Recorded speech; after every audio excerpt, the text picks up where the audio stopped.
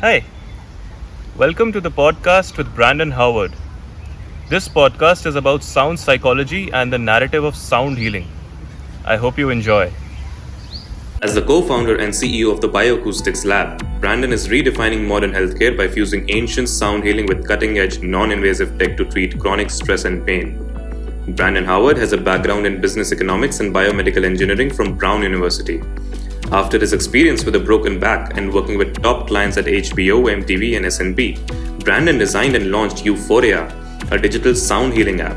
Brandon's entrepreneurial journey has won him recognition with UCLA, the Creative Design Network, Scale Health, and Transformative Technology. Not one to limit himself, he also launched Amgene Inc., that's Enigma spelled backwards, to empower creators and is developing The Gift, a multi platform science fiction fantasy franchise designed to make you the hero of your own mind. Artist, innovator, and founder, Brandon is the bridge between science and soul, and we are thrilled to have him on the podcast. I'm interested to start by understanding your story. What has been your story, and how did you get into sounds and binaural beats? Absolutely. Um, I would say that my story started, I guess there's two periods. There was before my back injury, and then there was after my back injury. So the story leading up to how I guess I got my back injury, I ruptured my L4 and my L5 at the age of 30 when I was trying to get in shape for my wedding. I was running on a treadmill and I felt like lava all of a sudden, like pain, then lava like flowing down my back. It was hot. It moved like magma. It was weird. and Yeah, and so that led me to, going to the doctor, and the doctor's like, "Sorry, you're too young for surgery, and here's physical therapy, and we're gonna help you get over it." And they also like, prescribed like Vicodin for me, and honestly, it's like at the time I was like, "Oh, Vicodin sounds like fun," and all it did was like make me bitter and angry and stressed out, and that kind of became my MO for a long, long time.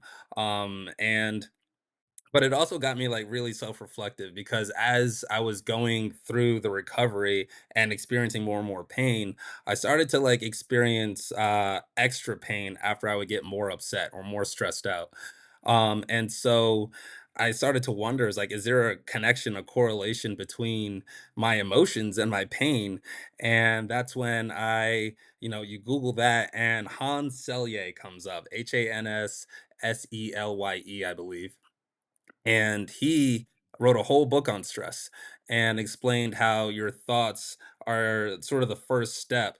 And there's quotes by Gandhi, there's quotes by um you know maybe even Buddha, maybe like there's a few people who have quoted it, but ultimately saying how we manifest our realities, they start with our thoughts become our emotions. These formulate into habits, and habits become sort of like our subconscious, like instant reactions to how we handle life. And if we build those habits, and we keep them, then we wind up sort of like building stress into our day to day and building stress into how we process things and how we manage our emotions. And that's what led to chronic pain for me.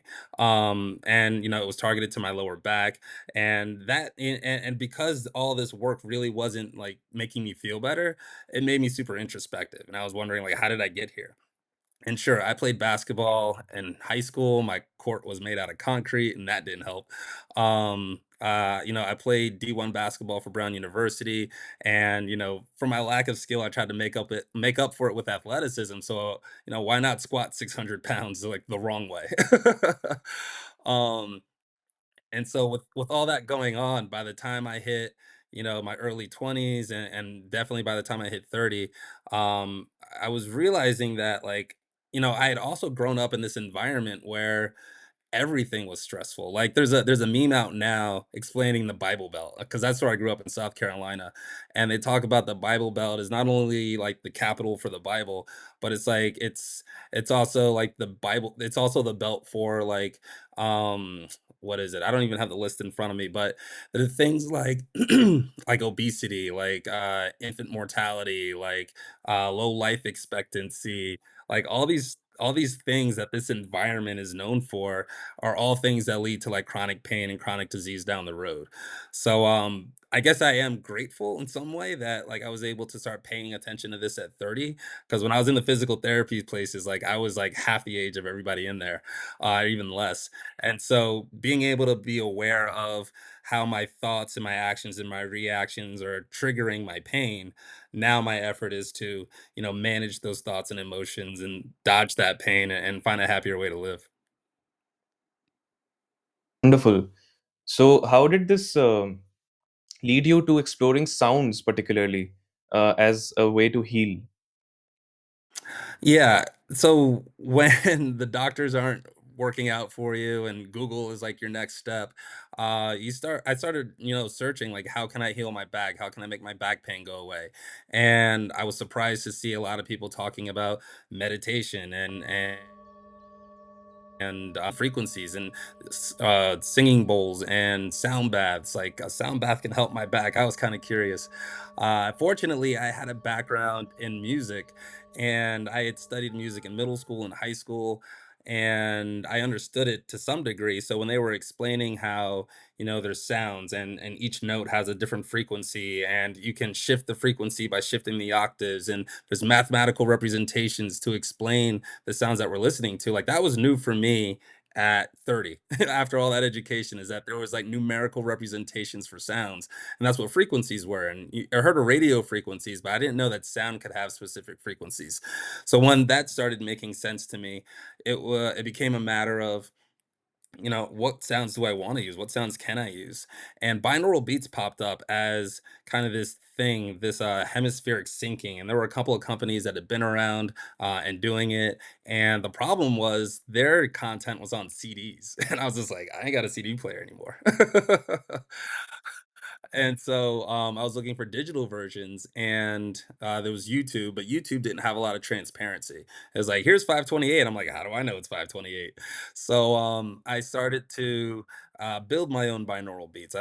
I trusted mine. I trusted transparency, honestly, and so being able to like create my own frequencies and my own combinations, then it became a matter of like understanding like what frequencies do what combination of frequencies will create the right binaural beats. And I started using it. The first time I used it, I was, at work. And I was I had just come back from my dad's funeral, and I'd been trying to help him recover from his cancer, and I was studying all sorts of alternative medicines, and I came across sound like kind of too late for him. But I used it at work and I'm like, how do I feel like I'm on vacation right now? Like, what did I just do to myself that I feel so relaxed at work? Because work was not my happy place. But ultimately I was just like, all right, there's something to binaural beats. And I started using them. I started sharing them with others. And that ultimately led to the prototype that's out now called U4ea. Wonderful, wonderful. And just to understand a little more deeply, what are binaural beats exactly, and how do they function? Sure. So binaural beats are considered a natural phenomena. It's essentially what happens when you have two sound waves that collide. And if those sound waves are different, then when they collide, they create a third wave. It's kind of like, two things pushing together, and one thing comes out of it. And the size of that wave that comes out of the two colliding, that's the binaural beat. So you can adjust the size of that third wave by adjusting the two that are colliding, because the difference between the two is the size of that third wave. So, with binaural beats and the way we use them, we'll play one frequency in your right ear and a slightly different frequency in your left ear, and sound waves, you see them as sine waves on charts, but in nature, they're three-dimensional spherical shapes. And so it's essentially saying like, those sound waves are colliding in your head. They meet sort of where your brain hemispheres meet. And the results that we're seeing is like you can stimulate your left hemisphere, your right hemisphere, but stimulating both at the same time creates almost more fluid thoughts. Like you're able to bring in the creative and the analytical to figure out how they mesh together to create, something more beneficial for you and others. So that's been the experience that I've seen with binaural beats, and with the customers that I've spoken to, the other researchers who are looking into this space, yeah, binaural beats are fairly easy to create, and the challenge is knowing like what numbers to put together. I can dig into that a little bit now if you want. Yeah, definitely. For sure. Sure. So, so with binaural beats, there's I mentioned like there's the one tone in this here and then a slightly different one. So we start with the first one, and that's the carrier tone. The carrier tone, for me, that was the most important because as I was trying to figure out what carrier tones to use, I searched for what are the healthiest tones around. Like if I need a healthy frequency, what is that? And the first thing that popped up was the Solfeggio tones. The next one that popped up were the Schumann frequencies. And like a decade later, I'm coming across equal temperament tuning. And so the benefits of all of these is that they have like historical backing. Like essentially, um, these frequencies and these notes were derived in two different ways. One was the sort of mathematical approach by Pythagoras. I learned recently how he tried to figure out what was the lowest note people could honestly hear, and he found that to be 27 hertz. I know that now we kind of say 20 hertz, but he used 27. And he essentially built a string that when you plucked it, it made that frequency at 27 hertz. And then he would cut it in half, pluck it again, and calculate that that frequency was twice as high. So the next octave up at 54. And he kept doing this until he got to, I think 27 leads to 432. And then there was another one he did that led to 528. And that is, I think Robert Graham is, I got to give him credit. He seems to be the one sort of leading this charge on the tuning aspects and really calculating the frequencies, because he also calculates the frequencies on a sound level, but on a physical level. And he'll find these like structures and pyramids and all over Egypt, and how they shape their societies to incorporate these frequencies, because on a yeah, on a small scale, like when you're looking at two things that create a sound and then those sounds collide, like what happens?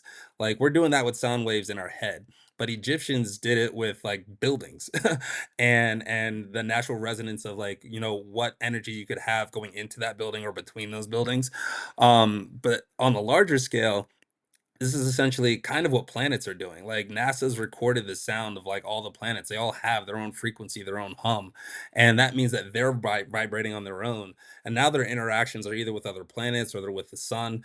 And I mean, like, how many stories do we have in our world about like the energy of what's happening on Earth interacting with the energy coming from the sun? Like, that's our whole interaction. So, binaural beats are happening more than just on a sound level. It's like it's a bigger physics thing that I think that we're just starting to tap into. Wow. And when you talk about changes happening on emotional states when we use binaural beats, is it to do with some kind of synchronization with them? Do we have any kind of activity, brain activity that is happening that synchronizes with the binaural beats? How does it work exactly inside the brain? It's interesting. So, you might have to bring me back to the question because I might wind up on a tangent trying to answer this. But there's a doctor named James R. Doty. I think it's R is his middle name. But James Doty, he wrote a book called Into the Magic Shop. And the first like introductory chapter, opening chapter, he talks about how when he like, opens up somebody's like skull and he sees the brain, it's pulsing like a heart. It beats. Like I didn't expect to hear that or see that. I don't think he did either. um but it leads to this other work done by Heart Math Institute, where they are looking at like brain and heart synchronization to amplify well-being. And essentially, what I got from those two sources was that your heart is beating because of everything else kind of going on in your body. Like blood is being sent from all the organs, and like it's kind of just like if things are flowing smoothly, the heart is beating regularly. But we have heart rate variability. And I think that the jumps in the heart rate are indicative of what's going on in different parts of your body. Now, the frequency that your heart beats at and the frequency that your brain beats at, when they're aligned as an athlete, like that's when you're in the zone. Like when Kobe Bryant or Michael Jordan's in the zone, that's because like their only focus is in the moment. They love what they're doing. Their heart is feeling it, and their brain is locked in. Like that's alignment. That's synchronization. When people are stressed out, it's like they're seeing distractions. Their heart is like racing. Like they're scared to move and they know they need to. Like none of that is aligned. Like I don't know what to do. Like everything internally is going in different directions. So physically, like some people just that's the whole what is the word? You know what I'm talking about. Uh hide what is it's the fear, fight or flight. That's what I'm talking about. Yeah, so there's fight, there's flight, and then there's the deer in headlights. And so all of those scenarios are kind of just like not balanced, not harmony. Like I am in conflict and I am in conflict with my environment and I'm in conflict internally. And so the reason that we want to have that synchronization. And heart math uses a frequency of like zero point 0.1 hertz. Zero point 0.1 hertz from my world, those are the frequencies that you're in when you're asleep.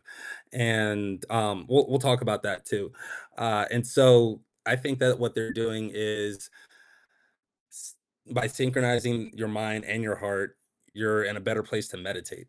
Um, Going back a little bit, the other reason like I started pursuing binaural beats was because I was in so much pain.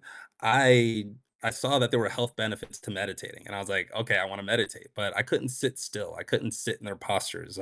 Even yoga was like frustrating and challenging, so it's like I didn't do it. So I gravitated more towards walking meditations and guided meditations, and it was kind of losing track of my thoughts, but essentially, it was like I needed to get myself into a meditative state, and if I couldn't do it through the normal practices, I was gonna use binaural beats to get me there, and it's been an interesting journey, absolutely, because ultimately, I think I would have gotten off this entrepreneurial ride a long time ago if I didn't have something to help me, like, find my balance each time I lost it. Absolutely. That's really interesting. So essentially, you're talking about syncing the heart and the mind, and that can vary from heart rate. So let's say my heart rate increases, and if my brain activity also increases, then it's fine. But if they are not in sync, then there is an issue.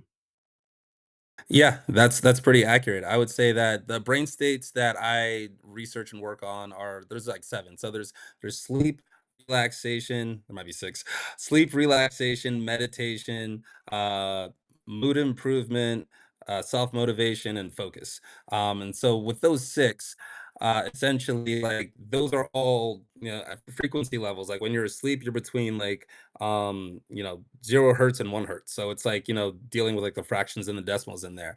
But if you're in a relaxed state, you're typically between like 1 hertz and 3 hertz, and so it keeps going up as you like bring your activity level up, your brain activity level gets higher and higher, and similarly your heart rate goes up with each activity, so you're always in sync regardless of what you're doing. Or you always have the potential to be in sync with every activity. Like my insomniacs that come to me, their body's at rest, their body wants to rest, but their brain is going way too fast, and so you've got to bring their brain activity down to sleep level.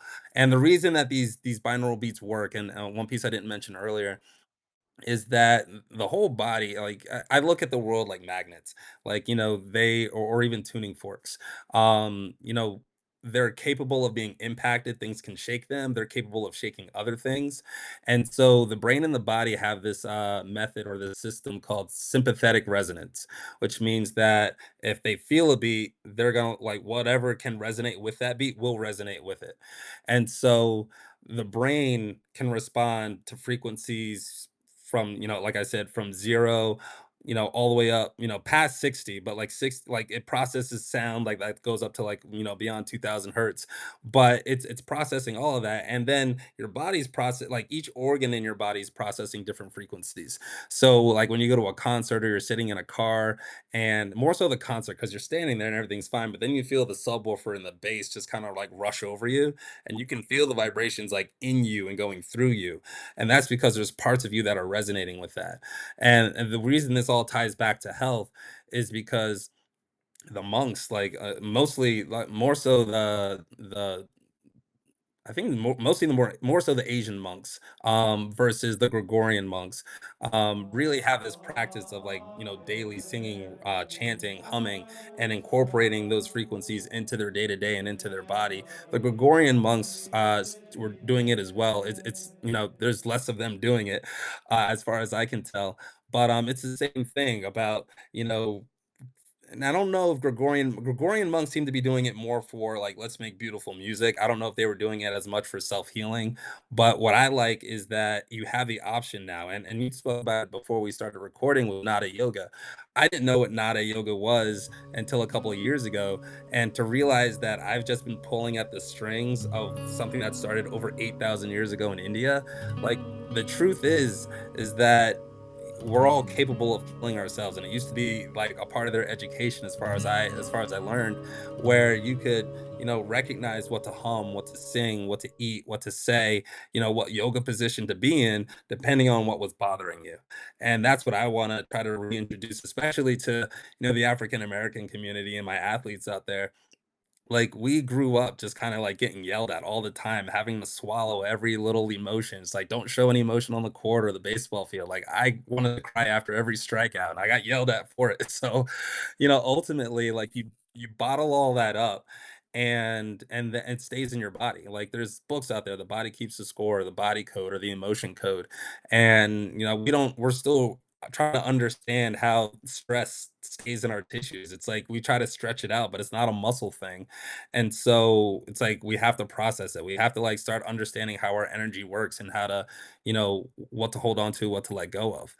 And that's been the interesting side of religion, is that they are these stories that try to explain that, but you have to dig so deep to like sort of like get the message. And my great grandfather built a church in Brooklyn. I was raised in churches, growing up, and my dad was the son of a preacher, so like the message just kept coming in. Like I talk about how I got raised by two Bible belts. There was the one that I lived in, and then there was the one my dad pulled out of the closet when I didn't behave.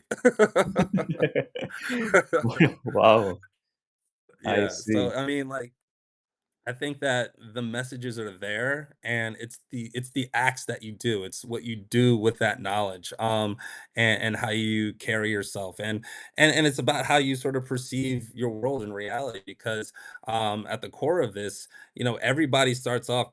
I'm kind of a clean slate, but it's you build your stresses as you grow up. Like if your mom's scared of spiders, you're scared of spiders. Like somebody tells you to run from something, you're gonna run from it.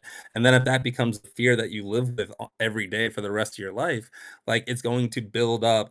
Um, like essentially every time you get stressed out, you release hormones in your body. I don't think men were taught that we release hormones after we like hit puberty, but it's like constant. And so with these hormones, it's like they're gonna build up and build up if you don't. And the sympathetic nervous system relaxing, calming down, de-stressing, it releases a whole nother set of hormones that flush your body out of the stress related ones. So the stress related ones were there to help you survive bear attacks and nature and life-saving scenarios. But we live in a world now where like our stressors are bills that don't go away. And so it's kind of like having a bear like over your shoulder 24/7, and that's scary. That can be scary for people. And so it's like you have to like you got to turn the stress faucet off, and you got to clear the pipes. And so that's what we're finding sound has the capability of doing. You asked earlier, like, what is sound doing? And the research that we're doing, like, I'll talk about U4ea as the mobile app that we share, but the research we're doing at BioAcustics Lab is trying to figure out how can we like play a piano and heal a human. Like, there's individual glands, there's individual organs, there's all these elements to us that respond to vibration. And there's the whole study of cymatics too. Like if you look into cymatics, they took a picture of an unhealthy cell. And I mentioned before, like actually what they did was they recorded the sound of an unhealthy cell. And I said before how sounds create like spherical shapes. Well, when you record an unhealthy sound, it's not spherical, it's disjointed, it's crooked, it's bent. It looks like a flat basketball. And so what they're finding is that if you introduce the right tone to that cell, when that cell hears the sounds that it's supposed to create, the cell comes back into health. And it's like you blew the basketball back up, and it takes its full shape, and it's a healthy cell again. And so I wanna do this. I think we've been doing this, but to actually see it in like, as it's happening, to have the right microscopes to, like, see, like, how cells are shaking into, healthier vibrations, that's the work that we're doing. It's what we're trying to fundraise for, uh, and fundraising in this, economic environment has gotten weird, so we don't know, we're gonna find our path one way or the other, but, there's just so much potential that, like, regardless of how stressful it is, I just can't put it down. Absolutely. Another very interesting thing that came about when I was researching about euphoria is that you use color psychology for sound psychology. How does that work exactly? Well, in the Western world, maybe it's because I'm African American. Maybe it's because my geometry teacher in my early high school days was asking me to prove everything to like the upteenth level, and he still didn't give me credit for it. I've been feeling very focused on, like, needing to, like, validate everything that I'm talking about, and I hope that doesn't come across as an insult because, like, 8,000 years of evidence is enough, like, proof for me, but in the Western medical world, like, they need clinical studies, and I haven't seen enough people pursuing these clinical studies, so that's why I got into the race. um Last couple of years, the National Institutes of Health, the US government, like they were starting to support research in this space and talking about it and hosting conferences. So it became, I was really excited, but the whole process of getting government funding is also annoying. So and it's even more annoying now with the administration, so I'm just like leaving it alone. Because a lot of corporations like Headspace and Calm, especially Headspace, I don't know how they got their funding. I'm assuming that it was from, having a product, generating revenue, but in either case, they had to bootstrap their own research, and I feel like we're in the same boat. But to answer your question about color psychology, um, yeah, so when proving this to the Western world, I had to tap into like science that was already out there. And as I was researching about sound and frequencies, I was also getting an education on the electromagnetic spectrum and how, if you call it a linear line, like color is over here and sound is like way over here. But there's a mathematical connection between the two. And I was curious about that math. And so, yeah, essentially, like, when I spoke earlier about how, Pythagoras was, like, creating higher and higher octaves by cutting the line in half, mathematically, you can get to the mathematical equivalent of light, to sound, and so I think we've both done some work. You might be better at, speaking mathematically than I am. I was never that guy on the chalkboard who could explain, like, as I'm talking, but essentially what we're seeing with color psychology is that people have a natural response to colors. Roy G. Biv, red, orange, yellow, green, blue, indigo, and violet were what's been studied the most. And it's interesting because you go back to Newton, how like light is coming, from the sun, and it can split a sun ray into these, a whole spectrum of colors. What we're trying to do is sort of, for me, that's kind of like, looking past like the Wizard of Oz curtain, like, all right, we have sunlight and it's great, but like there's something in it that is doing a lot. What is making the grass green? Like how is energy being stored? What is photosynthesis? How was the world formed with colors in order for us to have a biological reaction to it? And if all these things are happening, and there's enough studies going around that says red colors make people angry, and orange colors inspire creativity, and yellow colors inspire self-confidence, and green is almost like a color of unity because green is the color of the trees and the leaves, and they're providing the oxygen, and it's this whole symbiotic thing where you need every color to play along. And then it's like, how did these colors influence who we are? It's and and, I shared my math with you recently, and I'm feeling like we're pretty close, if not already there. But there's correlations between, the color in the sky being like light blue and it being the source of oxygen for us, and that also being connected to, but it's either our throat chakra or our heart chakra. Like for years, it's been my throat chakra, and now I'm wondering if it's my heart chakra, just based on the math, because the heart and the blood is so tied to oxygen that it can't function without it. And so, as the carriers of oxygen throughout our body, like pump through our heart, does that mean that our heart chakra should be tied to the color light blue? Because like I was, looking at some of the questions you had historically, and what I researched was that the heart was supposed to be green, and that made sense to me too because to improve our blood and our hearts, we got to eat green vegetables, and our lungs look like broccoli, and so there's these parallels, and that's Yeah. kind of like I mean, like Yeah. it's super unscientific to try to piece these things together, but then to like find the scientific reasons why they are connected, that's the game I'm playing. Wow, that's very insightful.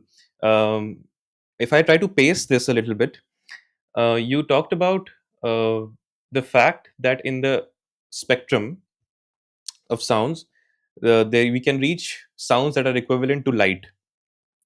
Yes. However, the problem is that given our limitations, auditory limitations of not being able to perceive anything more than 20,000 hertz, if we are to perceive those electromagnetic frequencies in an analog of pressure waves, we need to scale them down if we want to change Hmm. the modality by which we perceive them.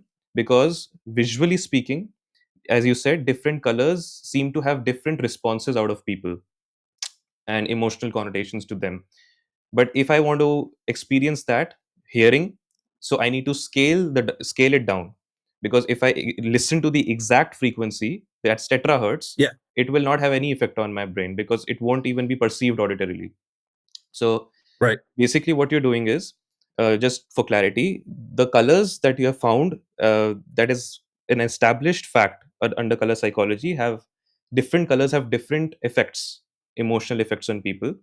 We are trying to see if scaling them down, um, retaining their harmonicity, because we are only scaling them down with factors, whether the sounds that come are corresponding to them also have the same or similar effects. That's Yep. true. Okay, perfect. 100%. That's exactly what we're trying to do. So yeah, color psychology is an absolute legitimate thing in the world of research. Sound psychology is a derivative of color psychology and what we are currently exploring. I would say that taking this approach and making it available commercially through an app like U4ea, our success rate in terms of somebody like chooses what they want to feel, they listen, then afterwards we ask like, did we get it right? 80% of the time they've said yes. And so we've tried to, with the next release, we're making some tiny adjustments to see if we can get closer to 100% accurate or Wonderful. effective.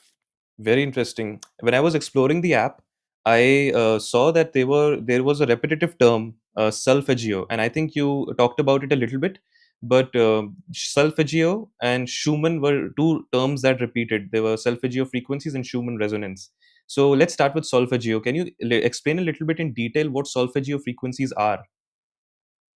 Sure. So, solfeggio frequencies were started by the Benedictine monks. The name Orzo might have been the name of the gentleman who put it together, but the way that I've come to understand it, his goal was to teach other monks how to sing. And the reason that he was doing this was because they had a history and tradition based off of like early Christianity and Judaism of singing hymns for, extra impact for their spiritual experiences.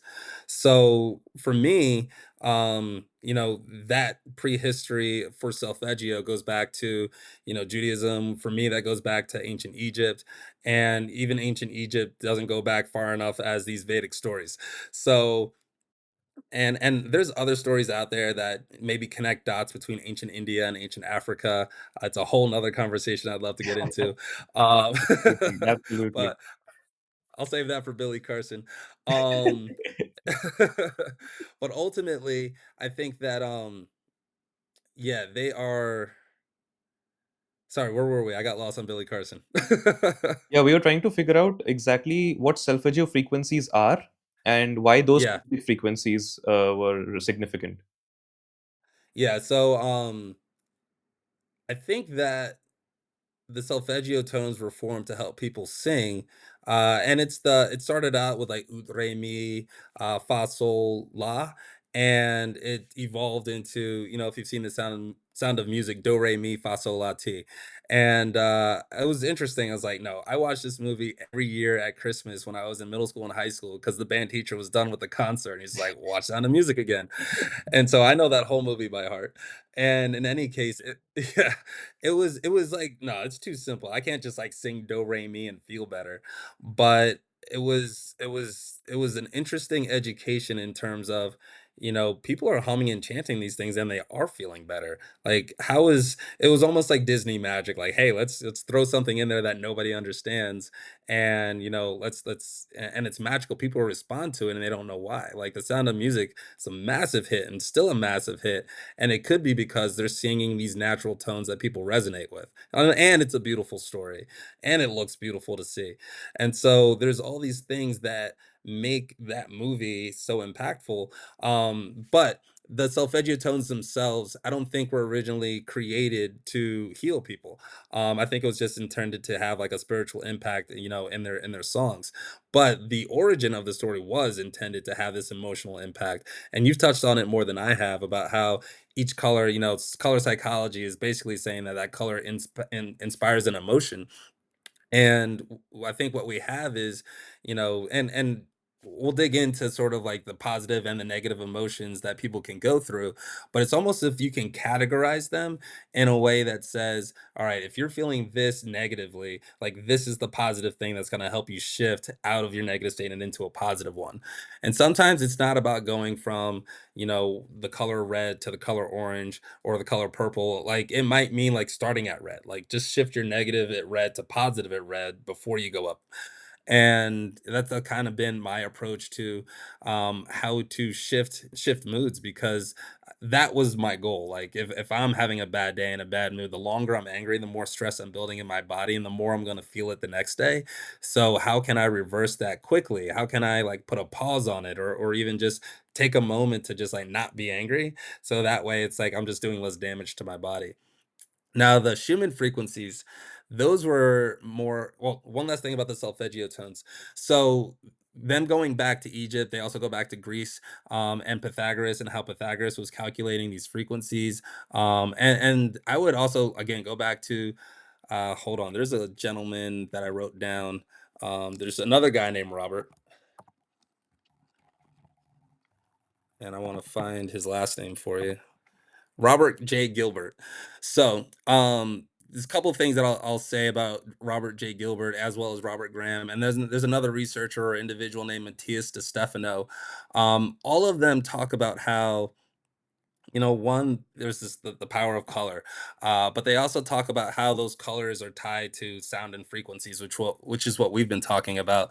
But it's almost how it's interesting how these frequencies and sounds create the color, and it's almost like they vibrate, matter into form, and then it's just like this excessive version of this form that we only see as light. And so we start digging into the Platonic solids, and that's, Plato, and where he learned his stuff. But ultimately, there's it's like it's like sound waves create the building blocks that we're building our reality with. And I think that because we're using all these building blocks, like they're the DNA strands, they're the microbiome, it's the stuff that you can only see under microscopes. Like this is the foundation of who we are. So if a sound is creating a shape, and that shape is creating matter, and then the excessive version of that shape is to like glow at a certain color, like there's a lot of things that are responding to that original vibration. And if we can tap into that original frequency, then perhaps we can heal those little in small tiny parts in us that want to come back into like, full form.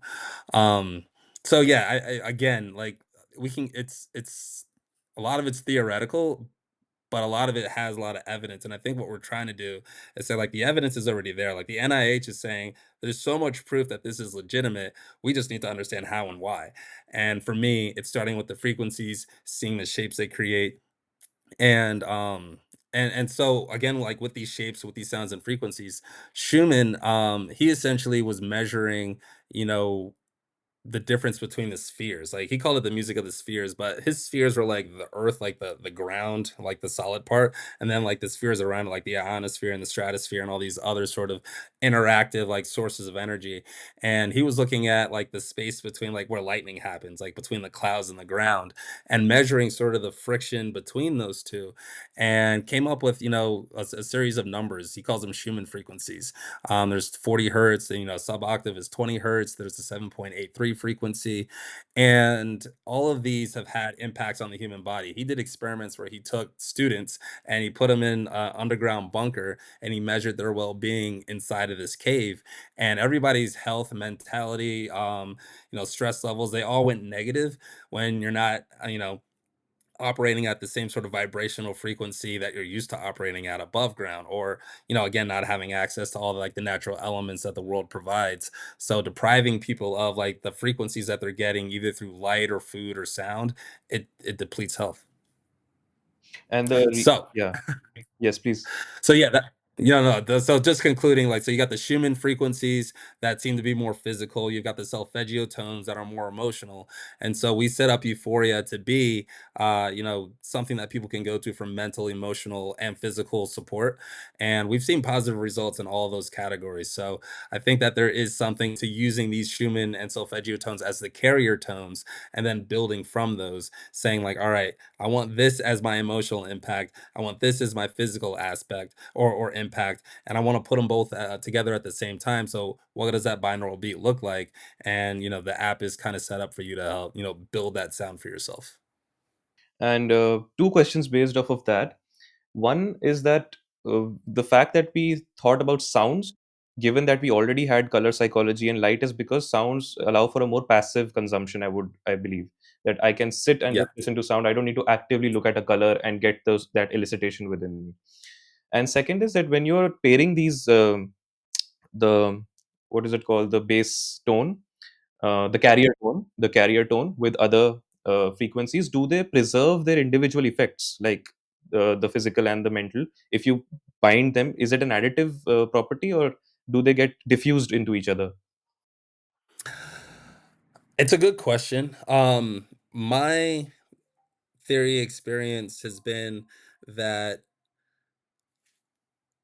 it's how can I say this? If you listen to a song's gonna have a whole range of music of notes and sounds happening all at the same time. You got instruments, you've got singing, and so each of those things is bringing its own frequency to it. So even if you have, like, let's just say somebody's singing a note at 528 hertz, and then there's an instrument playing at 639 hertz, like, you're still going to hear that voice, you're still going to hear that drum, but or that instrument, but they're still going to collide and create a whole separate sound that you're also going to experience. So for me, it's like the more you add to the plate, the more you experience.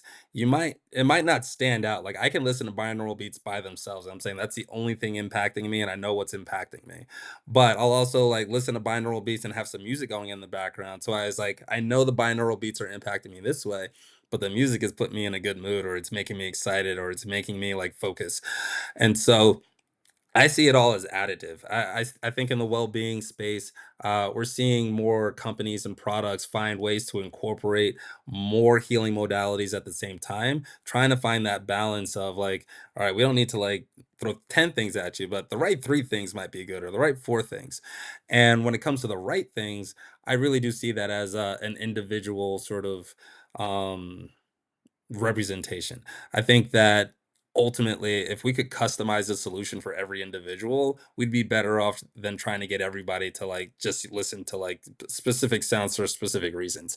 Um, I mentioned before, like for me, my comfort zone, like I will go to my sounds, but I do find that the sounds and the frequencies are better for preparing for a situation.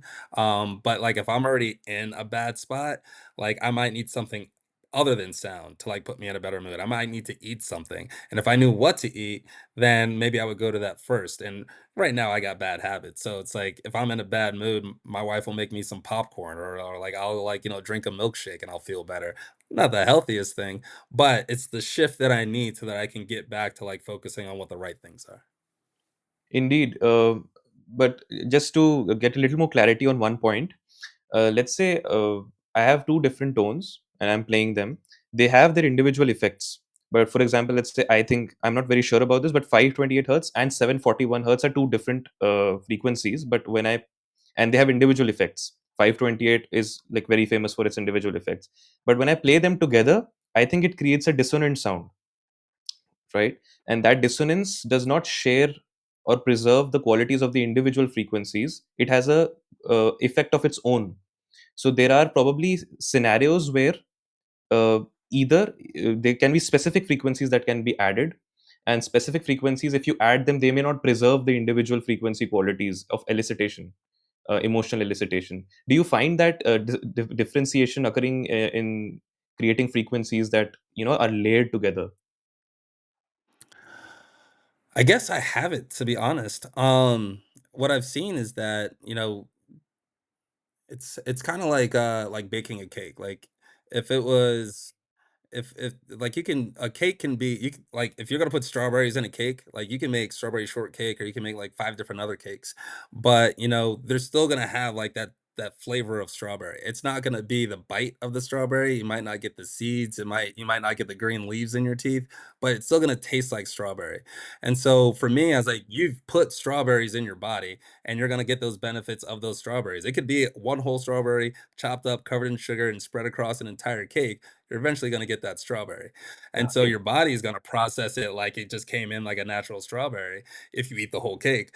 But so for me, that's my perspective on it. Is like, if you're introducing a frequency, you're getting the frequency. You're gonna get more stuff if you like mix the frequency with other things. So you're adding another frequency on top of it. You're gonna get those two, and then you're gonna get what those two create together, and that's gonna taste like, the flavor of the cake, the mix between the strawberry and the batter.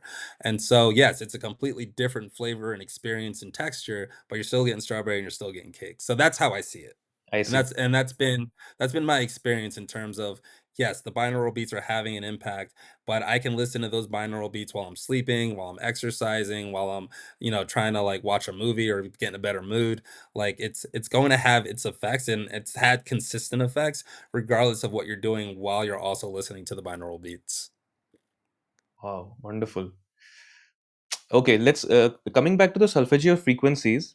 When I was exploring the app, it was showing that each solfeggio frequency has is represented with a different color, and we talked about that already, about how color to sound and sound to color happens, and why introducing sound psychology is useful because it allows for a passive consumption. Yes. What is intriguing, however, is that we have this established that color psychology says different colors have different emotional impact. Now, when you scale them down, we know that we can scale color frequencies down to sound levels. And when we do so, we find out that, oh, traditionally, many years ago, people have already identified these frequencies for the same emotional impact that these colors that we have scaled them down from are having. So there is a sort of what do you call it, invariance across modalities of how certain frequencies which share harmonics or proportionality, they impact the human system across modalities. But I was a little skeptical on one point, that when we are talking about these calculations, we have been comparing what's happening outside primarily. Let's say we know that color is affecting us inside and how the brain waves are being generated, specific brain waves. But when we are talking about this comparison between light to sound is our calculation based on the frequencies, how they are happening outside of us. But there is a difference in which how our brain perceives light and sound. So basically, in terms of sound, um, I'm not very sure about this, but the pressure wave, it directly enters it hits the tympanic membrane, and then it goes to the basilar membrane, and we are able to uh, perceive different frequencies differently. But the sound frequency is transferred directly. So the nerve pulse rate that goes to the auditory cortex from the ear, it preserves the frequency that hit it initially, because the ear can do that. And beyond 1000 hertz, this does not happen. Beyond 1000, this is called phase locking. But beyond 1000 hertz, we cannot do phase locking. There is something called as the Wally theory that talks about a distributed network that we have to employ for beyond 1000 hertz. But since our solfeggio frequencies are less than 1000 hertz, phase locking works. Interesting. And but visual transduction is slightly different. It involves different types of cone cells, type 1, type 2, and type 3 cone cells, sending differential signals based on their sensitivity to each frequency. And there's a molecular interface in between. There is no direct transmission because, as we know, we cannot vibrate at that frequency. We can vibrate up till 1000 hertz from the ear. So, first, I wasn't clear about the fact that these brain waves that are corresponding to different emotional outputs or responses, where do they get generated? First of all, do they get generated at the point of perception, or do they get generated once they reach the cortices as a secondary phenomena? And in either case, the second aspect is that even if, let's say, you are able to generate identical brain waves from either modality, the visual cortex and the auditory cortex are connected to different parts of the brain. They share regions, but for having an identical emotional response, um, there are certain things that we might need to reconcile given how the brain is structured in the first place, because the brain waves may not enter the same places for the response to be identical. Did you find these things something that needs to be reconciled with, or are they behaving uniformly, whatever we are inferring from the outside as how they're behaving inside the brain? Yeah, this is one of those questions where I wish I had like, multiple PhDs to like back what I have to say. Um, and so my perspective on how they coincide and how they correlate is I did take a biology of hearing class at Brown. It was like my senior year, and it was kind of like, how did I wind up in this class? And then it turned out to be like really beneficial. Yeah. And what I've come to understand is that inside your ear canal is almost like another piano. There's like all these hairs in there, and for me, like without understanding exactly what those hair cells are, to me they look like piano keys.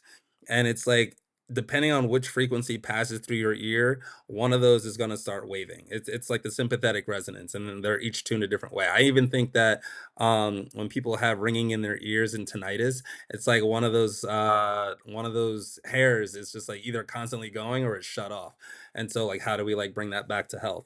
And so for me, that's kind of like, the piano programming of who we are, to where like if that hair cell is flickering, it's going to send that signal to where everywhere else that hair cell is connected to. So for me, it's like, it's going to branch off to a different part of the brain.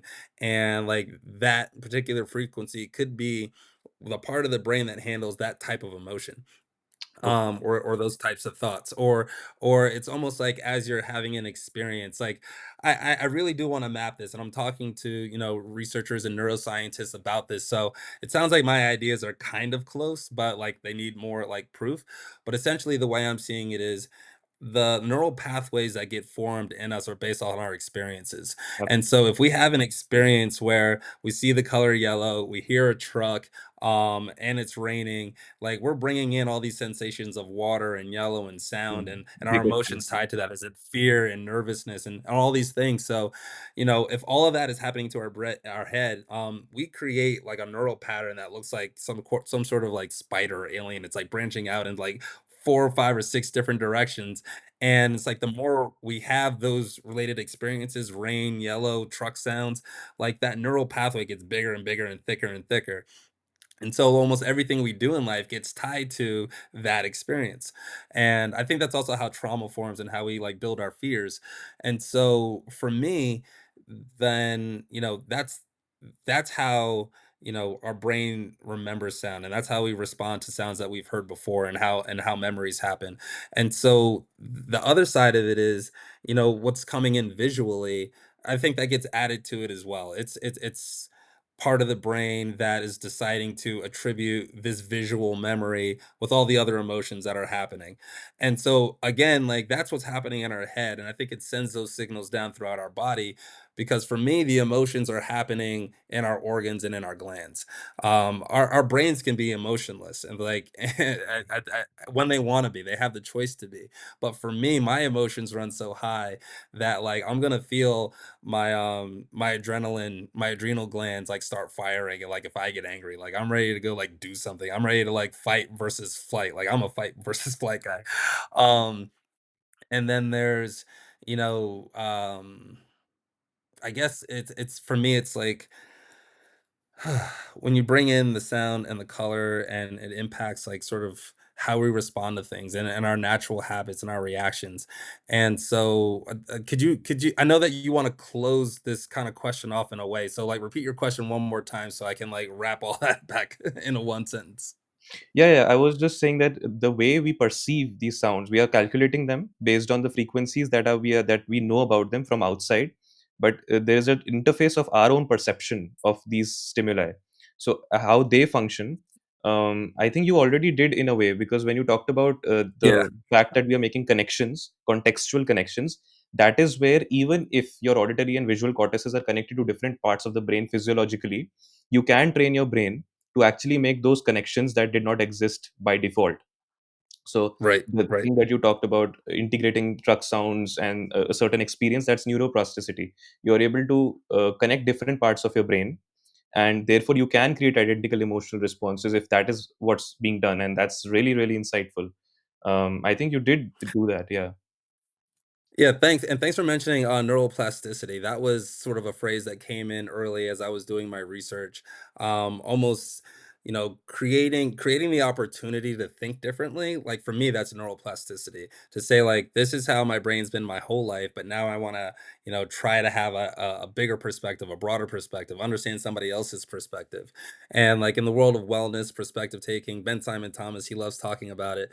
It's really impactful, and I use it a lot, especially that's almost like something that works for me faster than like food or sounds is just knowing that there's another perspective to have. Wonderful. Just very briefly, I was trying to get back to the point when you talked about your back. Can you just briefly explain how you used binaural beats or music or colors, however, to treat yourself? How did you do that? Yeah, it was a combination. Like I mentioned the Schumann frequencies. One of them is 7.83 hertz, and I came across a documentary talking about how DNA regenerates at 7.83 hertz. And I've just had a lot of success for me and others in terms of using that frequency to recover from sports and physical pain and injuries, to speed up the process. We do have some studies in mind of figuring out if we can dig deeper into sports medicine by introducing these frequencies, placing them in specific places.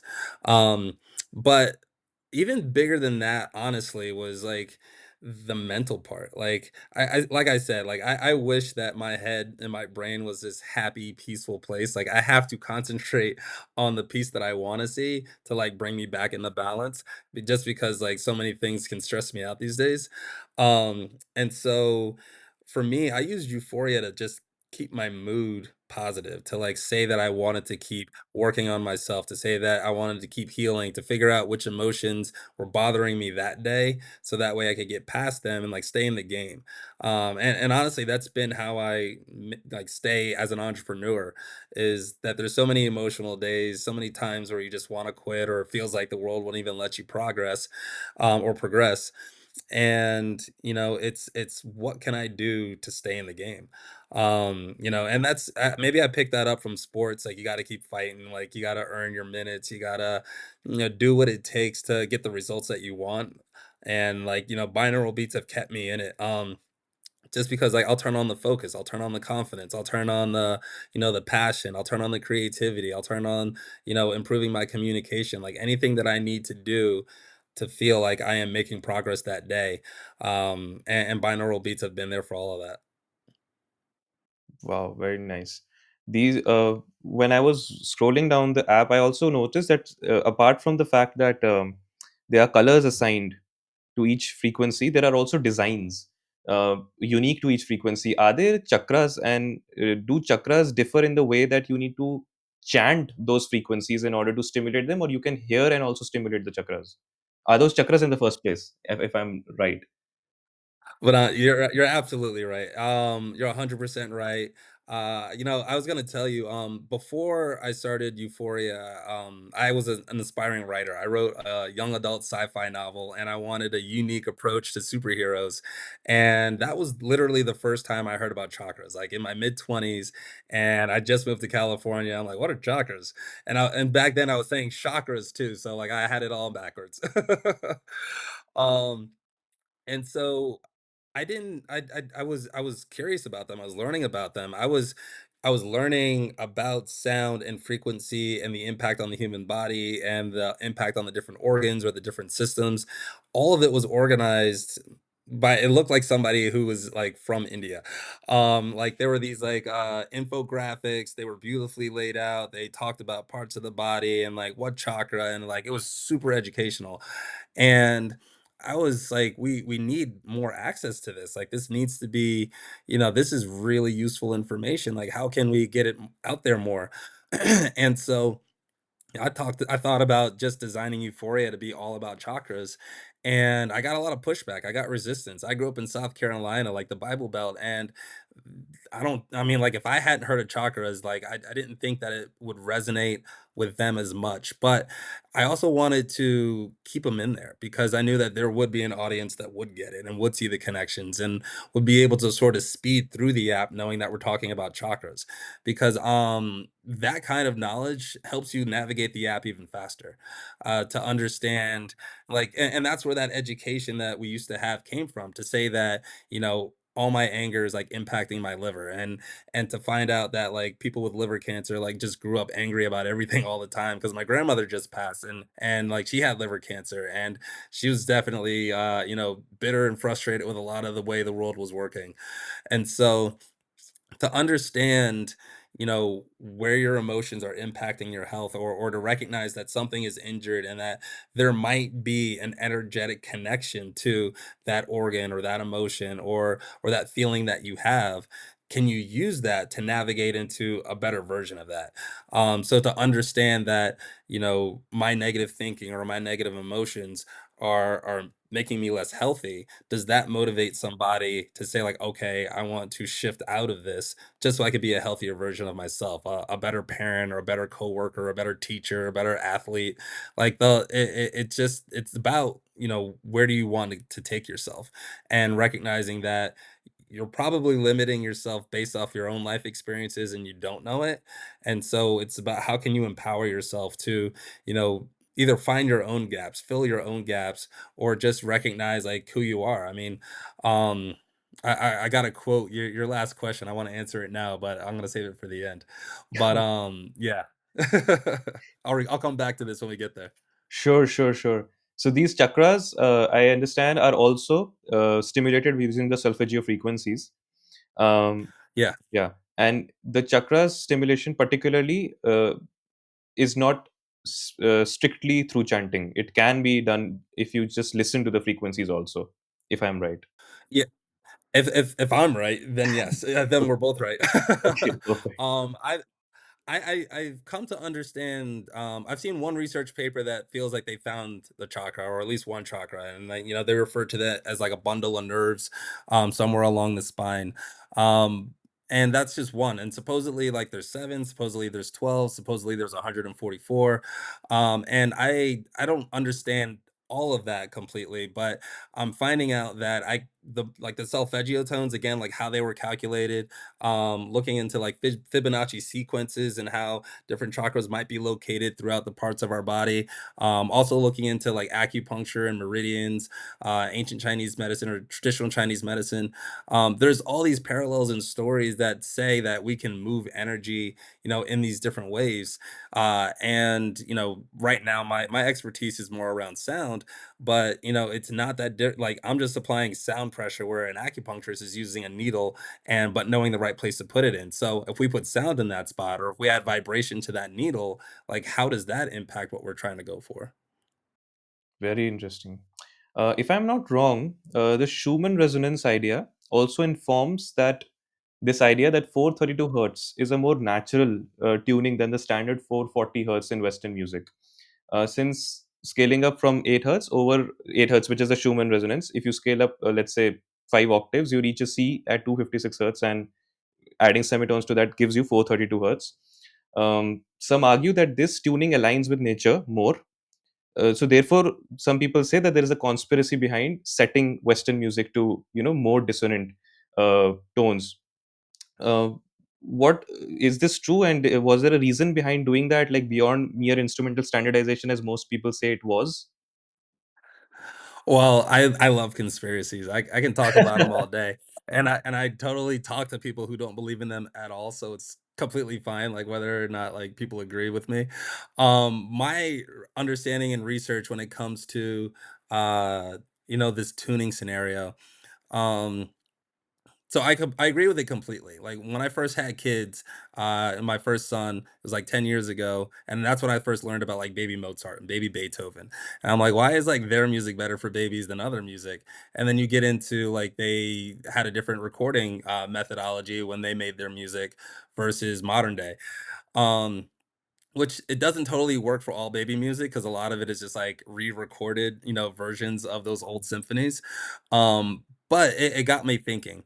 And it turns out, that choices were made sort of like in the 1920s about reorganizing like how we tune our instruments. I heard it had to do with a lot of orchestras would record in their hometown, their home church, or they had their own acoustics, but then when they would travel to other places, the acoustics would be way off and the sound would be horrible. I read that, this took place in Russia where like people in the crowd got so annoyed and angry at the music that like they started screaming at the composers and like everybody mobbed out of the place and it was just like a disaster. So on one hand, it made some sense to say like, all right, let's like let's standardize the tuning so that way like we can be consistent wherever we go. But the numbers they chose, there might be a story for why they chose 440. I'm currently working with a composer who went to school at Juilliard. And obviously he's been super educated on the whole world of music, and I can barely like hold a candle like to him while he's working to help. But he does like how I play with frequencies and emotions, so or collaborating. But he was almost like I got to witness him being shocked. He was just like, everything's tuned wrong. And I'm like, yeah. And he's and they're Okay. going into like each instrument like kind of holds like its original like shape, but like they've tweaked like how the strings are like positioned on there. And so it's like each instrument only has like a couple of like really solid notes where the resonance is just like perfect. And surprisingly, where it's perfect are the solfeggio tones. And so like I was excited when they found that out, and it was confirmation that there is something about these solfeggio tones that provide the most resonance for the human body. And and I think that whoever is using them, and I think the Beatles did it too. Like a couple of their songs where they tuned their song to like 432 or A is 432. There's also I've heard benefits of tuning your music to A equals 444. But where it currently is at 440, what we're seeing is like artists with mental health cases, like Justin Bieber's stopped functioning and just quit music. Like how many artists have died early? And it is, there is a lot to say about how we're tweaking music and the messages we put into it. Uh, I'm gonna mess up pronouncing his name. It might be Yamamoto, but it was this researcher in maybe Japan, who essentially put words on beakers of water, and or he would like have a beaker of water and play music to it, and then he would freeze it and then see what shape it would make. So the beautiful music, the beautiful words made pretty snowflakes, and rock and roll and anger and hate words made sludge. And you can see all of his work online, and it's pretty interesting, and I've seen it validated on multiple occasions. And it goes into like the myths about water having memory, and all sorts of other stories we could go into. But there is something to say about us being made of so much water and water having such a natural resonance. So if you look up cymatics and watch how different frequencies change the shape of water, and they can change it almost into a predictable pattern to say, like, if you're using 396 hertz, you're going to wind up with triangular shapes in your water. Or if you're using like 528, you're going to wind up with like more pentagons in your water. And so and they could do that with sand and different minerals and different elements. And so it's just like we're unfolding how like the world created through sound and vibration. And I think the faster we tap into it, like I've even seen how stem cells, if you leave them out like on a table, they'll grow into different organs and different bones and different parts of your body. And so if that's just kind of like cells picking up local vibrations and turning themselves into things, what happens when we concentrate that frequency on a stem cell and say like, hey, can we grow a bone, can we grow a heart? So Even when babies are born and like, preemies, like they go in the NICUs, they're just in sort of like a bubble with lights on. Like, let's introduce some sound, let's introduce some vibration. Like the healthiest babies are the ones that get rubbed and touched and hugged. And so how can we like incorporate more of those natural frequencies into, the limited environment they have access to? I see, indeed. These people who say that, the difference between the sound frequencies are not much, so there shouldn't be any difference. I don't think that's the case, because you see, when two lines cross each other, even if they differ by 1 degree, if you go far enough, they'll be really far apart. So, depending on the complexity of the situation that you're talking about, even slight changes can make a whole, bigger effect. I think it's called a butterfly effect or something, wherein small changes they amplify into larger changes, and therefore we need to be very, if we can afford to as a civilization, actually be wary of these small changes that affect our lives and can take us from something to something else. Yeah, it's like I love that because it's like if you're building like things out of popsicle sticks, the wrong angle, the thing's not gonna hold. Like you have to have a solid foundation. And I see that like to your point, like on an individual level for every person in order for them to be, you know, the best version of themselves, confident, secure, just like capable and kind of fearless, because there shouldn't be things to fear. Then like, what do we need to do so that they have that kind of foundation? Like, as a parent, you try to do it for your kids. But as a founder, I'm trying to figure out, how can I help everybody like empower themselves? And in a way that they enjoy, in a way that and the thing is like you create these apps and these technologies.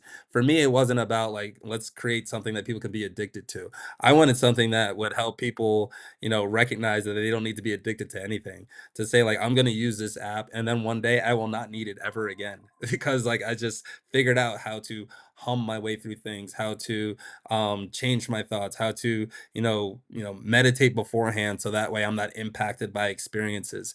Like it's the Zen master type stuff. And I just tried to create a tool to help people be Zen masters. Do you think that using sound healing can also complement other kind of mental health therapies?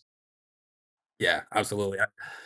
Yeah, I mentioned earlier, like I think that layering modalities is super crucial. I'm working with a company called DataFeel, and they're inventing devices that are capable of multi-energy healing. Hot, cold, sound, vibration, and light. And so it is. It's like, and they're not even incorporating like diet or rest or things that you could do before a healing session or exercises, yoga, like, or just and I mentioned earlier, it's really coming down to understanding what each individual like what is their recipe for coming for feeling better. And is it walking? Is it eating? Is it meditating? Is it swimming? Is it biking? Like, you know, if somebody like biking over swimming, like swimming is interesting because you could put like subwoofers on your pool and like have sounds beating through through the water and create your own fountain of youth. But other people might want to go on a bike ride and just listen to headphones while they're on a trip, and other people might want to shoot hoops. And so it's like incorporating physical things, mental things, emotional things. Like the more you can layer and create your like happy salad of peace and well-being, like that's I think what everybody can benefit from. And I thought about all those things and I wanted to create all those things. And I started another startup called Well, where we would help people like pair all those things together. And that's still a mission for us, is to help people build their wellness routines. I don't know if it'll be like in the product of Well, it might be in something else. It's like you have all these ideas, you don't know where they're gonna land. But ultimately, like I just decided that there's other people, there's so many researchers that know more about light and strobing. There's other people that know about, physical therapy and yoga and like like how many different versions of yoga are there? I know Nada yoga. That's just one. Yeah, broadly four, and Nada Yoga comes in between, but you can divide it into 16 subcategories. It's 16, that's incredible, and so, like, each of those 16s is gonna be ideal for, like, an entire set of the population, and so people just need access to it to say like, all right, this is my issue. I can't run, but I can do yoga. There may be certain postures that I need to do in order to like stretch my hamstrings so I can loosen my back and get some of this tension out. Like there's so many things. And we need to I hear there's PhD programs that are starting to educate doctors on this. So we'll be able to offer like new remedies. And so for me, like I said, as an entrepreneur, like if I could just contribute sound, because sound can play everywhere and it can be a part of other things, then if that's all I do, then, that's my piece to the puzzle. Very interesting. You talked about integrating various kind of practices, modalities that work for different people. Yeah, yoga does have that incorporated. They are mostly trying to reach their ultimate nature, self-actualization. But there are 108 ways that you can do that, and different kind of people can. And I don't know. I think they are about the scriptures say that there are around thousands of different kind of people who can opt around 108 different kinds of methods. So there are these variations that are traditionally also talked about. When you talk about also tailoring modalities, I was thinking of storytelling and cinema and entertainment, because that is something that any person engages with complete innocence, I believe. When you're in a group of people, you're always trying to sound smart or do something that there is an interface. You're thinking before you are engaging. But when you are consuming entertainment, and especially when nobody's watching, there is no interface. You are allowing it to affect you completely. So you think we can create entertainment that has, let's say, watched this movie Kalki. It's on Netflix. Just the first part of it, what they did was What's it called? Kalki. Ka. Kulki. Okay. I'll send you. I'll write it and I'll send you. It's basically about. It's a fantasy about a predicted avatar, or a reincarnation of a god, Right. Indian god. Perfect. So, Okay. but what I found very interesting was that the first part of the story was animated, and it was paced very specifically, which I have not seen before as to why they do that. But if I think we can incorporate something like flicker light simulations in the background of that for the same kind of brainwave entrainment. If the background is flickering and you're changing the images with that, you will not notice the flicker as something that is not that is sudden. You can incorporate it. Interesting. Then you can also tailor in narrative. You can tailor in narration. Then when there is a scene going on, you can incorporate binaural beats, somewhat making a mathematical brain entrainment optimizer, wherein you create stories around that particular optimization goal. What do you think about the future of such technologies, which are entertaining in nature specifically because they are directly going into the human consciousness? I think they're necessary, honestly. I think it 100% will be effective. Everything is effective. And that's what's kind of scary about the entertainment world the way it is now. I worked at HBO and MTV. I've tried to work for other entertainment companies as a writer or as a creative. And honestly, like, I was even told that, if you try to put, entertainment out there that is too beneficial, like, there's a group of people, producers, I won't go into too much detail, but they refer to that kind of content as saccharine, and that's just another word for sugar, meaning that it's just too sweet for TV. And that bothers me because if they're avoiding things that are beneficial, it's like they're promoting things that are incredibly unhealthy. Like food, And, unhealthy food. yep, yep, and it's the American way. And so I think that, fortunately with technology, you can launch your products anywhere like the way that you want to. You can put your stuff on YouTube and you can build your following and, and your marketability to the point where, a big media company like just can't ignore it. They're like, you're just too effective and we need to make money off of that. So they will eventually support the kind of art that you're talking about, but I think that we need to make that art now as much as possible. I think that to for somebody to say like I'm depressed, I'm just depressed, and they could just go to the app and say I'm depressed. Like I don't know what to do, but your app could say, watch this show, watch this movie, watch this 5-minute story that has helped thousands of people around the world deal with their depression. And it could be a story of like self-reflection, self-understanding, or seeing how other people are dealing with it or knowing that they're not alone.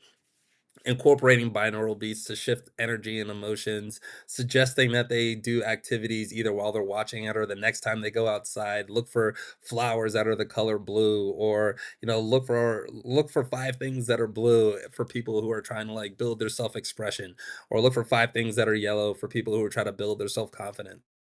I think that incorporating I mean, like, without suggesting anything, because I think that your vision is, like, beautiful and I wanna see it. But one of the things that just crossed my mind was, I think a lot of people are struggling to figure out, how to incorporate good habits, especially if they don't have them, or what are good habits. And you almost need to see it in order to say, like, "Oh, I could do that," or "That's a thing."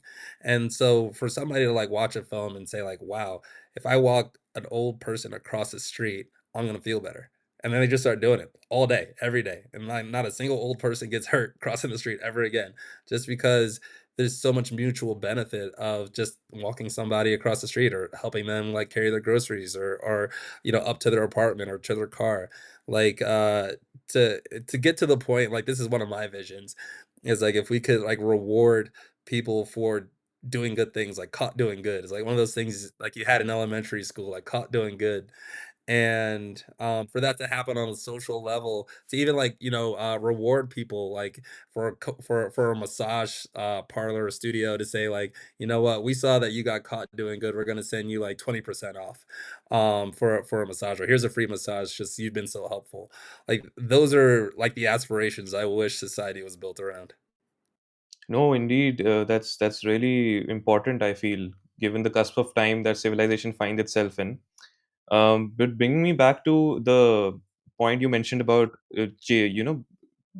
affecting the emotional and energetic states using binaural beats. I saw that in the app, in the U4ea app, under each Solfeggio and Schumann frequency, there are multiple options as goal states that I can choose to achieve using the same frequency. So these options seem to be, I think, they are like different interpretations or connotations of the broader shifts in frequencies that they are meant to evoke, that the binaural beats are meant to evoke. And interestingly, the goal state secure, it appears under both 852 hertz and 396 hertz. So can you explain briefly the how these goal states are defined and their purpose? Because are these objective, like with specific meanings and definitions, or are they subjective, varying from individual interpretation? Because you said that everybody has their own method and their own way of evolving and providing well-being to themselves. Does it also apply to the interpretation of the goal state itself that that they are selecting? And what is the criteria to group certain goal states together? For example, sexual and secure, what do they share that puts them in the same category as goal state?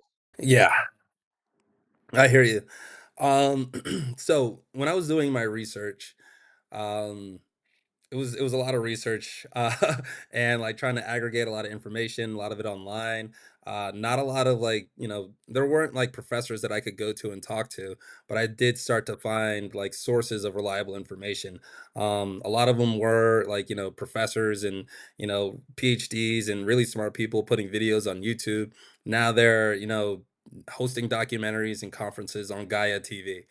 And so these are kind of the experts that I tap into, and I'm piecing a lot of their information together. And sometimes it lines up, it doesn't always line up.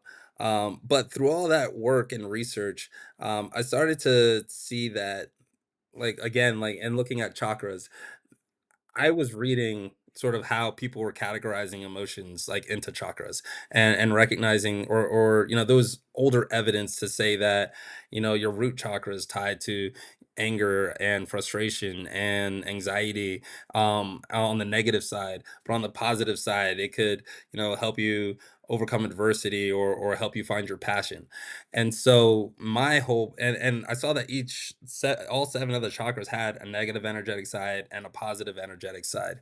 And I was realizing that I was looking at sentiment. These are just words people are using to describe an emotion. And that might be somewhat standard, but I wouldn't consider that like absolutely standard. Some anger for somebody, they might feel anger in their head, they might feel anger in their heart, they might feel anger in their gut. And so, it could be like, anger is just the overall theme, but they could be feeling, fear. They could be feeling loss. They could be feeling anxiety, and all of that culminates into fear. And so to identify, and so when I built the app, the prototype, I wanted to first prove that sound could have a positive effect in shifting people's moods, emotions, and energy, etc. And so I was able to, I think we've reached that, to say that these sounds are having a positive impact, but to dig into everybody's individual psychology is going to require a more complicated app, one that says like, all right, type out how you feel, and type out where in your body you're actually feeling this pain. And for us to like build an aggregate list to say like 90% of people feel emotion or anger in their heart, 5% feel it in their gut, and 5% feel it in their head.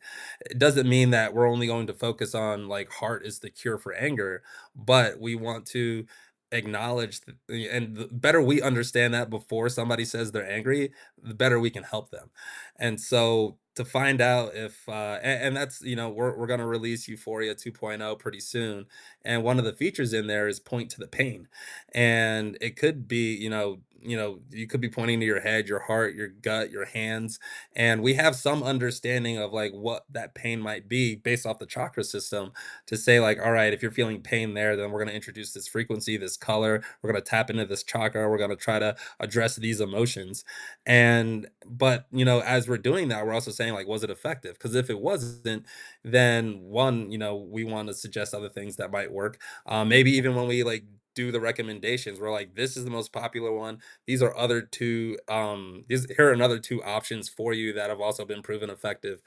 And so it really is about creating a candy store for healing. We want people to be able to walk in, identify what they need, get it, and not need a whole lot of human interaction to get it, to get what they need, because these subjects can be tough to talk about. Like, I probably would not be having this conversation 5 years ago, even after the research that I did, because my confidence might not have been there talking about something that isn't in an encyclopedia exactly. But there's enough evidence and support and conversations with experts to help me now say that with all the confidence in the world that this is legitimately working. And the research will continue to prove it. And so the sooner we can validate everything to everybody's expectations, the better off we are. Wonderful. That's really insightful and inspiring. But to do that, I also think why producers would say that certain content might be sugary. Do you find that, let's say I'm a creator, I'm trying to think of a script, and I'm trying to think what kind of music, and I'm just relying on my intuition. I might have my own emotional blockages, that is influencing my whatever I'm creating, and my audience, which is mass, may resonate with that. So first of all, I need to be somebody who's responsibly taking care of himself. And as you Yeah. grow, everybody cannot be enlightened, like, but as you grow, you do take that into account. But as a creator, how do I, because when people watch entertainment, they also want changes to happen. Let's say if I stick myself strictly to what is good for them, then the narrative itself may become very stagnant, because only good things are happening, only good music is coming, only kind and politeness and those kind of contexts are coming. So there is no drama, there is no fluctuation. So is there an aggregate way to create a fluctuation, create some certain kind of complex and layered creativity, but subject to fundamental principles, such that we know exactly what's going to happen to the audience? People know they are randomly doing it for commercial interest today, but if we do it with a good intention, with the scientifically backed understanding of how things are going to affect them, do you think creativity is possible to the extent to which creativity is being done today without taking these aspects into account? um, I think one of the examples, like very basic examples of how creativity can actually be expanded, if you look at things scientifically, and if you look at things in isolation and try to understand their impact, is, for example, a creative person who's trying to make music might not have created a music composition software. He would have he would have restricted himself to his instrument and created whatever he can out of that. He would not have gone into the intricacies of harmonics and tried to create music composition softwares now, with which I can create the timbre whatever I want. So there is, if you know enough, you can add to the creativity. But when it comes to this kind of message dissemination, this kind of um, multimodal experiences, how do we make them creative, layered, engaging, yet subject to fundamental principles that ensure the well-being of the consumers and probably enhancement? Um, yeah, so my thoughts are that let me how do I so one, I think that right now creativity is happening. Like people create music, people create stories, they tell stories. I would say like in the Hollywood world, we're seeing a lack of creativity because so many stories are just derivatives of previous stories. Like how many Spider-Mans do we need? How many Captain Americas do we need? Like it's the same story over and over again. But I think the important message here is that what attracts people to stories is the journey. And it starts and most journeys, you know, especially people who are tapping into your content, their journeys don't start off with happy beginnings. What we want is a happy ending. And so I think that the first thought that came to mind with your stories is, you know, you want to show people the shift, you want to show them the transition. And I think that almost opens up an infinite number of scenarios, because you could take one person who's angry and that's like their primary negative emotion, and apparently there's 108 ways to get to a better outcome. And so you could have 108 iterations of your anger stories, you can have 108 iterations of your willpower stories, or your not that you need that many, but it could also it could also create scenarios where you start to help people piece together their own story, where it's like, you know, as if you're using AI and they say like, all right, how do you feel, how did you get here, and then they type out like, you know, a scenario, maybe show like play out that scenario with like, you know, stick figure animated whatevers, and then show, you know, how they transition, and or how this particular character transitions if you're using like, you know, a central character who kind of goes through everybody else's drama. I guess the Bible did that. um and so it's like you could show people like multiple paths of like how they deal with like stress, depression, anger, anxiety, like whatever it is that they need help with, you know, start them there, show them what works, and then show them the outcome, because people are going to psychologically envision themselves living out this journey throughout their day. And so they can see that their past is the beginning of the story. Their present is they're currently in that shift. And at the end of the day, they're hoping that they have the same ending that your character had. And then you could ask them, the end of the day is like, did your day get better? Like, you know, how close was your day to the day of the character? What would you have wished the character could have told you in order to help your day have gone better? Um, you know, and you know, maybe ask them like, you know, these were the binaural beats that were playing, their goal was to, you know, like boost your confidence, did you feel more confident today? Or we incorporated these flashing lights and these colors and these icons and metaphors, did that shift you the way we expected it to shift you? And I think that the more feedback you get, the more accurately you can tell your stories and have the effect that you want to have. Wonderful. And that if we reveal to them what we had been using afterwards, it's gonna still have the effect that it had, right? It's not gonna. I almost think revealing it enhances Okay. it almost reaffirms the effect. It's like some Mm. people will listen to it, and it's almost fun to if you can create the option for people. I think that some people might want to listen to it saying, I don't know what's going to happen, I just want to see what happens. Because it's Mm. like the more information you put in, the more we're dictating like how they're going to go. Like you put it in their head and they're going to like go along with it on some level. They may tweak it along the way. So you might find that less information is better. However, some people and I've met other entrepreneurs. They came up with a whole system of how doctors should talk to patients, and it's like this patient's gonna want details, this patient's gonna want a story, this patient's gonna want really strict instructions. And so they have to tell the same information to different people in different ways. And if your stories are going about that, maybe it could be a matter of just how much transparency do people want? Do they want the full boat? Do they want access to the full boat?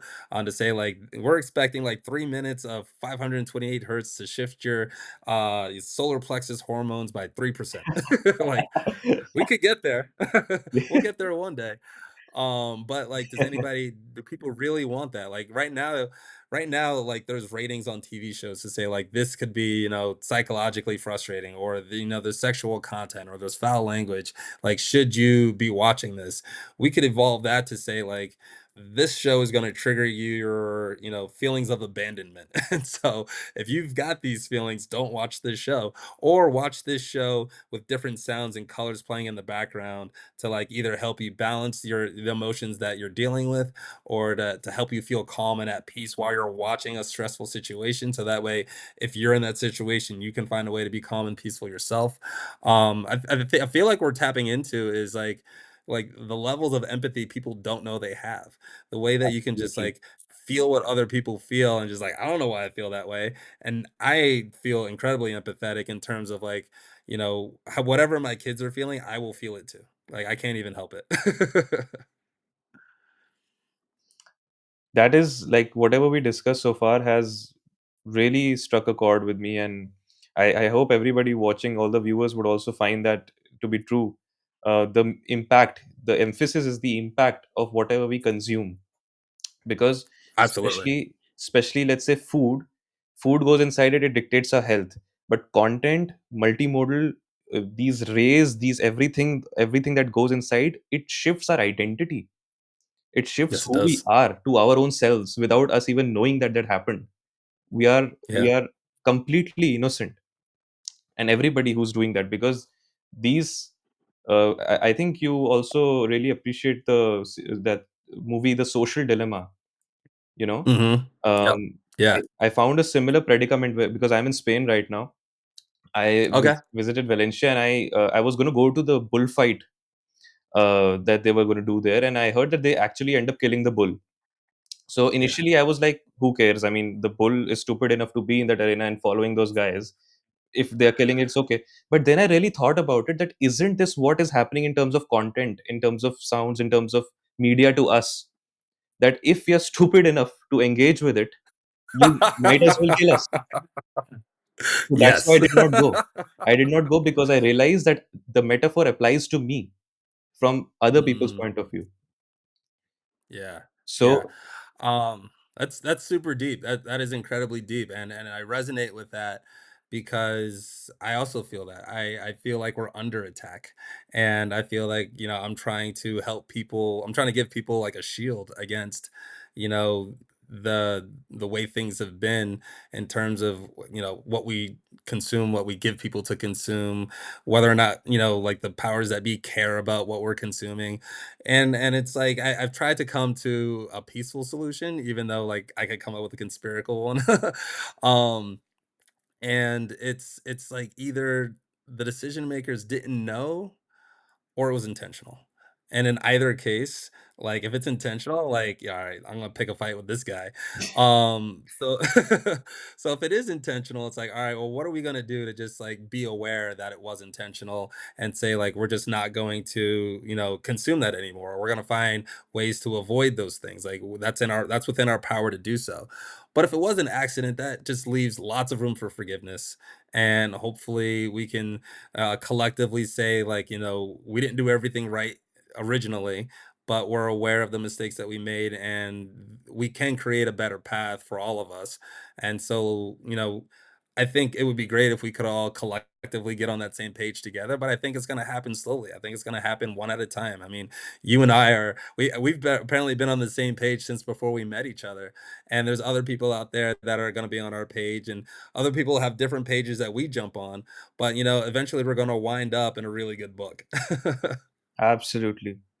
What is one advice that you'd like to give to the youth?